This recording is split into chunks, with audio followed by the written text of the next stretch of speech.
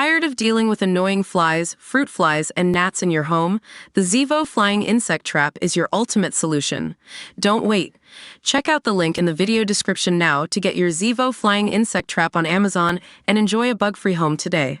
Robert Kennedy Jr. has said he won't take sides regarding the truth about the September 11, 2001, terrorist attacks. The independent candidate for president, 70, said on X on Friday that it's hard to determine what is a conspiracy theory because of the government's lying, but added that he will push for transparency on the subject if elected in November. Kennedy wrote, "My take on September 11th. It's hard to tell what is a conspiracy theory and what isn't. But conspiracy theories flourish when the government routinely lies to the public. As president, I won't take sides on September 11th or any of the other debates. But I can promise is that I will open the files and usher in a new era of transparency." Kennedy added that he was referring to a 60-minute segment that discussed possible involvement from Saudi Arabia in the 2001 terrorist attacks. The CBS segment put into question the federal government's conclusion that only Al-Qaeda was involved in the attacks. For decades, families of the victims have called for further investigations into whether the Saudis were involved, which the Saudi government has always denied.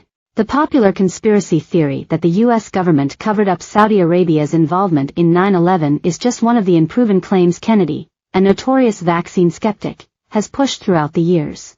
Last September he said he didn't know what happened on September 11th and echoed the unproven claim that one of the World Trade Center towers wasn't hit by a plane, but collapsed over an unknown reason.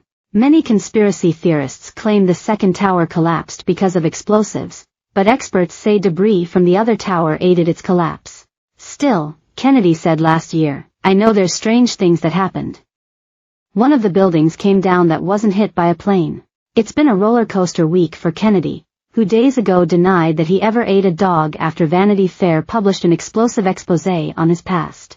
Kennedy slammed a Vanity Fair article that claimed he ate a dog in South Korea as a dumpster of misinformation. Speaking on NewsNation's Cuomo Tuesday night, Kennedy said, "I am a very adventurous eater. I'll eat virtually anything. There's 3 things I wouldn't eat. I wouldn't eat a human, I wouldn't eat a monkey, and I wouldn't eat a dog. I think I'd eat anything else, but I just couldn't bring myself to do those things, so it is a goat and you are what you eat." On Tuesday, Vanity Fair published a deep dive into Kennedy's long history of reckless behavior, chronicling his drug use and allegations of sexual assault. The story claimed included an image that supposedly shows Kennedy holding the charred remains of a dog. F said Kennedy had sent out the photo in question to a friend last year, recommending his pal try a restaurant in South Korea that serves dog meat.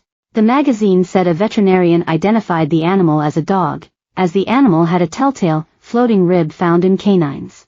Metadata from the photograph showed it was taken in 2010, the same year that Kennedy contracted a brain worm. On Tuesday afternoon, RFK Jr. posted to X saying that the grizzled animal wasn't a dog but a goat and the photograph wasn't from Korea but Patagonia.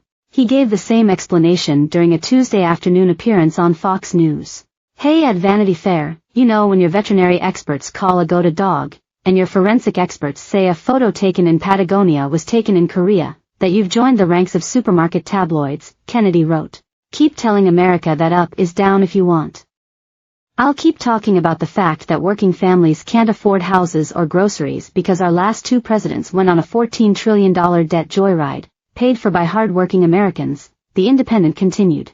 Vanity Fair's story goes on to suggest that Kennedy could have contracted the brain worm in 2010 from the dog. The candidate has said that he believed he contracted the tapeworm from food he ate, though it's unclear where he had that meal. The VF story also included claims that RFK Jr. sexually assaulted a former family babysitter, Eliza Cooney. Cooney reportedly told the magazine that Kennedy groped her in the family kitchen.